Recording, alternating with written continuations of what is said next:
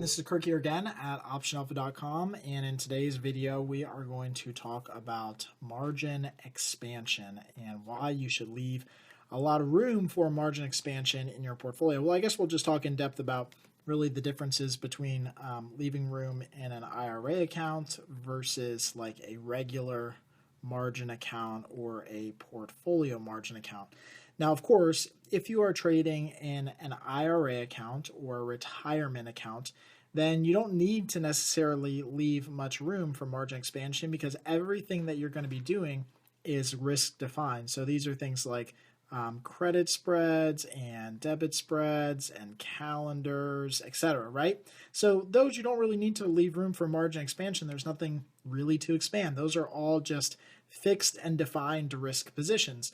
But if you're trading in a regular or portfolio margin account, then you're going to be trading things like straddles and strangles, and those are, by their nature, have undefined risk. So those trades are going to require margin on the onset.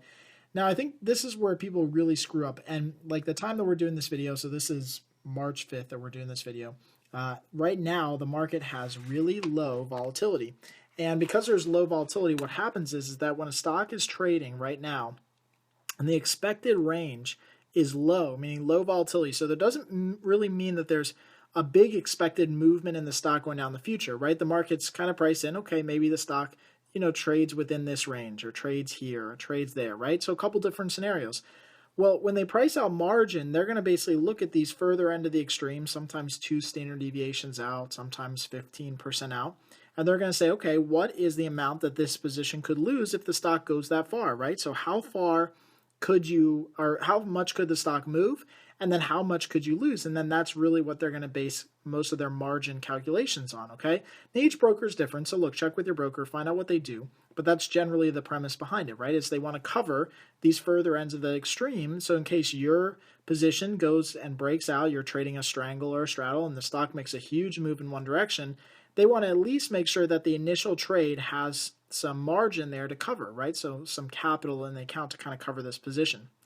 What happens a lot when people are making trades is that they don't realize that as soon as volatility expands, that a position that starts right at the same place, okay, so let me just use this and kind of redo this. As soon as volatility expands, and now our potential range is much, much higher, right?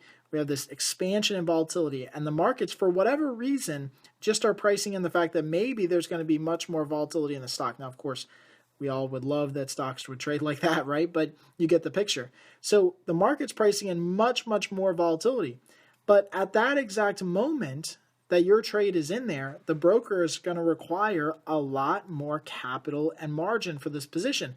Now, all of this has yet to happen yet, right? So none of this has actually happened yet. The markets haven't gone crazy. The stock hasn't made huge moves, right? All that's happening now at this exact moment when you make the trade is that the brokers are assuming, or the market is assuming, that there's going to be higher volatility in the future. So when you see volatility go up, then margin requirements go up as well. And sometimes they can go 4, 5x what their initial trade was. So you take a trade, let's say, for example, like let me just erase this here for a second. But let's say you take a trade that's a strangle, right? And the strangle has margin initially of, let's say, $1,000, right?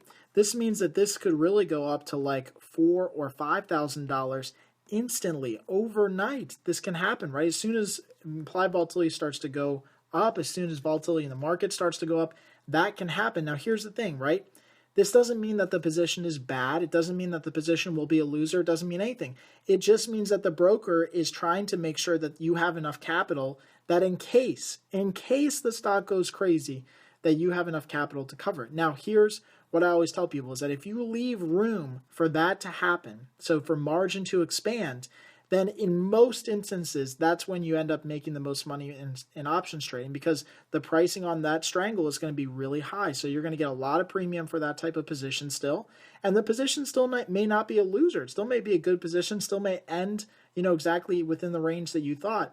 The broker at the moment was just requiring more capital. Now, this is where people run into a margin call situation, right? Where they don't have enough to handle that increase in the account, right? So let's say like somebody is trading a $50,000 account And right now, before margin increased, they're basically using 48,000 of that in other positions, right? Well, as soon as one position goes up by $3,000, boom, they're over that 50,000 threshold, right? And now they get what's called a margin call, which means that they basically haven't lost money yet, but the broker is requiring that they put more capital in the account to basically cover the additional risk, right? And so the reality is that margin calls end up hurting people because they put you in a situation that you don't want to be in, meaning they force you to get out of a trade that could end up being a really good trade, okay? That could still end up being a potential position that you want to be in. It just forces you to put more capital in the account. Here's what I say about this.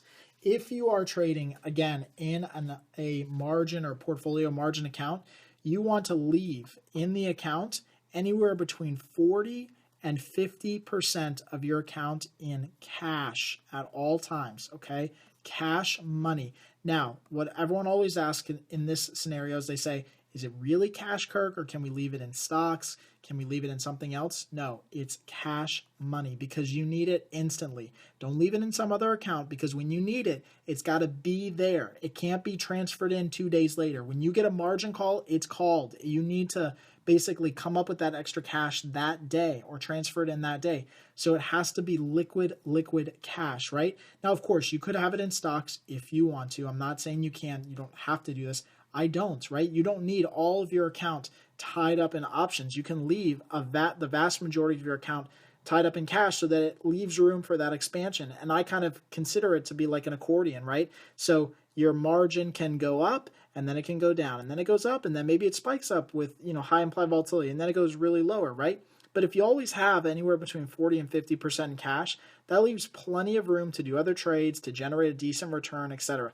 But this is what kills people, not enough cash in the account. You can't handle additional positions, right? So leaving extra cash allows you to do a couple things, right? One, you can adjust positions that are going bad. So if volatility does go crazy, great, you've got enough money to adjust positions. Number two, you can add new positions, right? So number two is you can add new positions that are going to be good, right? If volatility is going up, that's when we make the most money. So we want to be able to have plenty of cash available to get into new positions. And then number three is you want to be able to handle expansion and all of the positions that are currently that you're currently in. So you want to be able to withstand that kind of margin blow that might initially happen. Again, that doesn't mean that the position is bad. It just means that margin might expand, right? So this is why we need so much cash in our account. Now, of course, if you're trading in an IRA account, again, you're not going to have to deal with this margin expansion as much. So you could maybe take this down between 30 and 40%. I still say leave a lot in that account, right? So definitely leave a lot of cash in that account. But yeah, you can definitely take it down to 30, 40%, mainly during high implied volatility times, right? So really, you're not going to be doing this when market's low implied volatility. You're going to want to keep your allocation pretty low. So what do you guys think? Was this helpful in kind of doing this? I know I see some questions coming in. We'll definitely get to those in the comment section. So if you have anything, let me know. But hopefully this was helpful. If you're joining here live and like this, give me a thumbs up. The hearts help share this on Facebook for us and help spread the word about what we're trying to do. So we'll jump back in here maybe later on or tonight and do another video on another topic. So again, thank you guys so much for tuning in, and we'll talk to you soon. Thanks.